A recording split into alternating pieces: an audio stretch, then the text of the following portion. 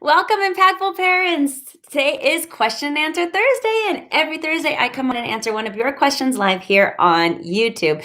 If you don't know, I'm Christina. I'm the founder of the Impactful Parent, and you can answer or submit your question for next week by emailing me at theimpactfulparent@gmail.com or just by messaging me. And today we're going to talk about cyberbullying.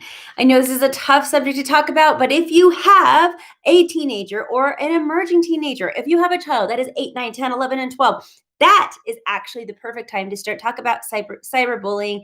And this video is for you. So make sure that if you do like this video that you like and subscribe, and let's get started with cyberbullying.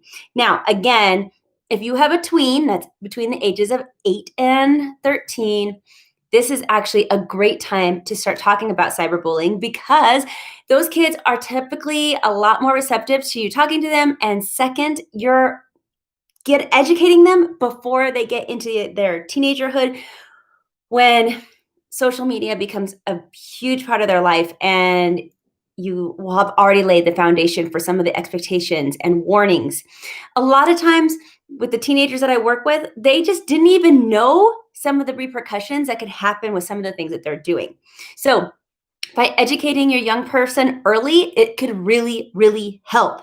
All right, so let's talk about, first of all, why your child might like social media and why they're on it. Because I know that some parents out there who are watching this right now are probably saying, I'm not going to have that problem because I'm just not going to let my child have Snapchat, have Instagram, have Facebook, or whatever. And if that's your choice, that is just fine. If that's how you would like to parent, but you are likely to get some pushback from your teenager, and you need to understand why they want it so badly. They're going to say they need it. Do they need it? No, they don't, of course, but they're going to say that they do. So let's talk about why they would say that. The first one is popularity, and not only because everybody else is doing it, but also because during this time, they're developmentally appropriately kind of trying to try on different hats, and they're trying to figure out who they are. And sometimes they like to put who they are out online and see how it is received. So the likes, the making friends online, the friends, those all make a big difference in a teenager's life. And although it is not something from our generation and how we grew up, it is a reality of the new people, the new young people of today. So you need to understand that it is part of their social upbringing. Also, boredom. Boredom is definitely one of those things. Even myself, sometimes I go on social media because I'm bored. And more than anything, there's going to be a huge fear of missing out. So if you are that parent that's going to not allow them to have a Snapchat account or not allow them to have a Facebook account, they may fear that they're missing out on something. It's how they'll feel because their friends will have been talking in this other different social circle. And so, yeah, it could feel like they're missing out. So just address those issues when you make those decisions so that you can talk to your child and say that you understand where they're coming from. Now let's get more into the cyberbullying kind of thing, because now that you know that your child's gonna want to be on there, CNN Health put out a statistic that said that 21 to 30% of the young people today said they got harassed online this last year. So cyberbullying comes in 5 different popular forms. Yeah, 5. So make sure you know them, and then you want to educate your child on the 5 different forms so they don't just realize it's only one kind of form or 2 kinds of forms. It's 5 different things. The first one is somebody pretending to be somebody else that they're not online. The second one, spreading lies and rumors. The third is tricking people to revealing or giving them information, personal information that they're not supposed to have. The fourth is just being mean online, texting or messaging that's just plain mean. And the fifth one is to post pictures that they don't have the permission to post pictures. This is where I know you parents that are listening, it's nudity or provocative pictures that maybe they might have sent to a friend in confidence, and then those pictures get distributed. So those are the 5 different forms. Now, working with many different middle school and high school kids, I'm telling you that the reason that a lot of kids are doing these 5 different things Is honestly, one of them is they think that it's funny. Now, I know that kind of blow your mind. I know it did blow my mind when I heard that, but it's true. They just think it's funny. They also think it's not a big deal. They don't realize the repercussions and the consequences. They feel that they're not going to get caught. So that's one of the reasons why they'll do it. You need to know these reasons because if you have a child on the other side of the spectrum where they're the one who is doing the cyberbullying, you want to understand why they're doing those things that they're doing. And if you're on the victim side of the cyberbullying, then you also it's good to know what that person was thinking. Sometimes it's a lot more innocent than the parents realize. And that's the shame in all of this, that sometimes the innocence really becomes a huge problem and it never was supposed to escalate like that. Um, Another reason why people will cyberbully is peer pressure. For example, you have teenagers who are saying, "Hey, let me see that picture. Send that picture to me. I want to see it too." Um, that kind of peer pressure happens, and so that would be a reason for one of the one of the reasons why the distributing happens. They also think that everybody does it, so to them it doesn't seem like it's a big deal. Now, what are you going to do if you have a child that you find out is being cyberbullied? Now, there's not a ton that you can do, but these are key things that you want to look for.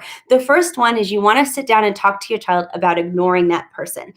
And it's going to go a little bit further than that, but it's super important to ignore the cyberbullying because in order for the person who's doing the bullying, a lot of times they do it to get a reaction. That's what they're looking for. They're looking for that reaction in the other person. So without a reaction, it doesn't make it as fun for them. It is frustrating for them. So the next thing you're going to do is block the person who is doing the bullying. When you block them, they have no means to communicate with your child. It's super important that that happens. Also, you're going to document what is happening. Tell your child to take screenshots of the inappropriate things that other people are saying or doing. This is huge. Do not tell your child just to forget about it and delete it and worry about it later. No, no, no. Actually, take screenshots, get that documentation that you need for the next step, which is if things escalate, report it. I would start reporting it to the school first, but then after that, especially if it's getting worse or the school can't fix anything, or it's just a very serious matter, go to the authorities. And the authorities will ask you for evidence. So have that with you. Do not let your child delete anything.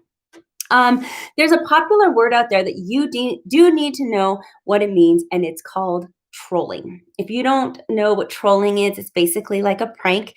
And again, trolling is doing something, saying something, posting something in order to get a reaction out of whoever it's intended to see it.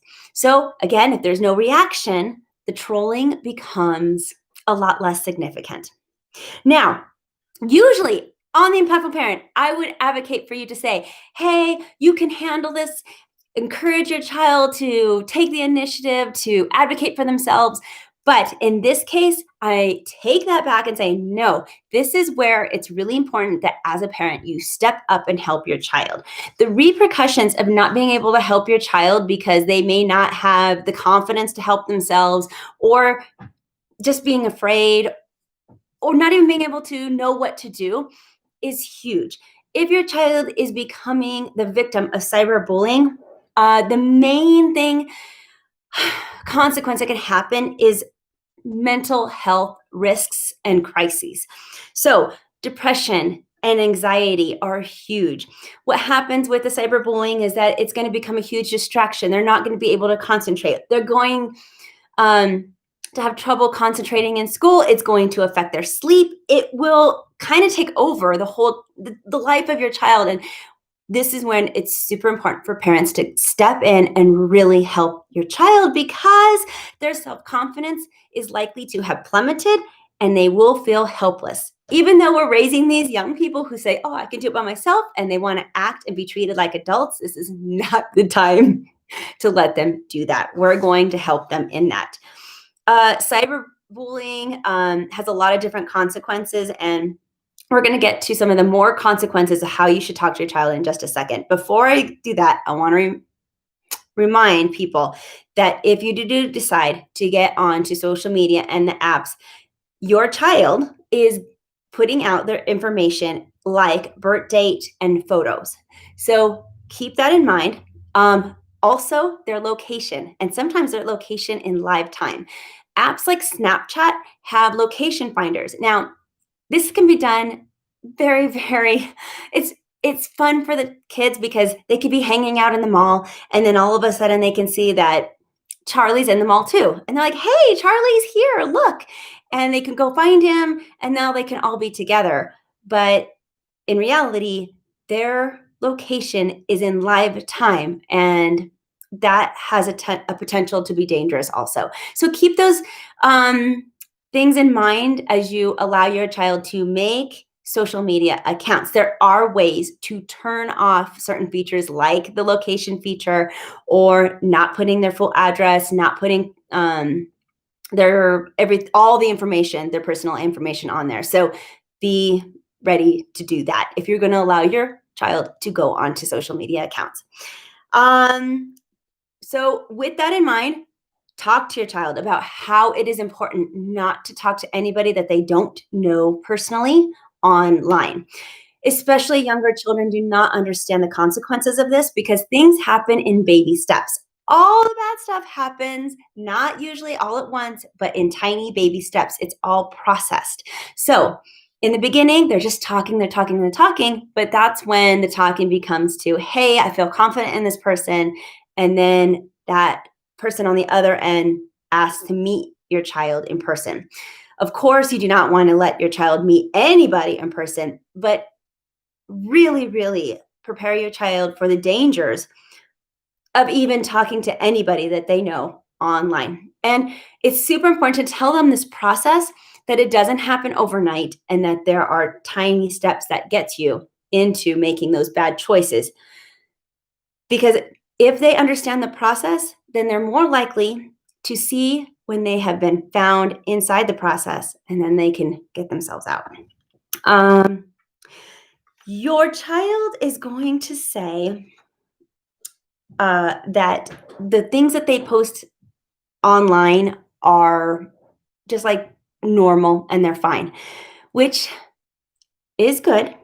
But let's talk about what happens to the photos that are personally sent over to someone, a boyfriend, a girlfriend. And at first, again, it all is a process. It starts off very innocently. Hey, send me a picture. I want to have a picture of you so I can put it on my as my screensaver. So they send a picture over. That feels okay. It feels comfortable, but pretty soon it's, hey, you're laying out by the pool, send me a picture. And now they're sending a photo of them in their bathing suit. It happens all in baby steps in a process. After a bathing suit, it could become a photo of your child in their panties and underwear, which seems like it's the same kind of cover up, but obviously we know as adults that it's different. From there, it could be a more provocative or sexy pose. And then after that, we have nudity. So be careful and educate your child on how that progresses. This is super popular for even the best students. Even your straight A student can so easily fall into these type of baby step traps. And again, the peer pressure is there. So also talk to your child about the consequences of what will happen if these photos get distributed. If your child sends that photo to that boyfriend or girlfriend, and then it ends badly, and then it becomes a vengeful act, or maybe it's just a buddy who's saying, hey, you have that picture? I want to see it too. And they send it to the buddy. Anybody who has a picture of a minor, either in a provocative setting, position, and involves nudity, whoever is having that on their phone, be it a minor or an adult, is now in the possession of child pornography. And yeah, that's how legally they're going to be looked at. It is possible for your minor, your child, to get charged with child pornography. And so it's super important they understand what's happening there. Um, they can be charged as a sex offender. It's a real thing. Um, I've seen suicide happen with the victim who now has their photo distributed to people who it was never intended to go to. And remind your child not only are those really valid consequences for not doing, for not distributing photos, but also employers will look at social media accounts and will look um, at their profiles that they have online as part of the vetting process for employment. Also, some universities that are very competitive will do the same thing for admission. So if you have a child that would that's a big deal for, be sure to tell them because maybe that will stop them from putting inappropriate content online. I really, really hope that all this information helps you. It's super important to start these conversations early. You can do it. If you have a question that you would like to submit for me for next week, please do. You can message me. You can email me at theimpactfulparent@gmail.com because you are an impactful parent. I'm just here to help. Thanks, guys. We'll see you guys next week.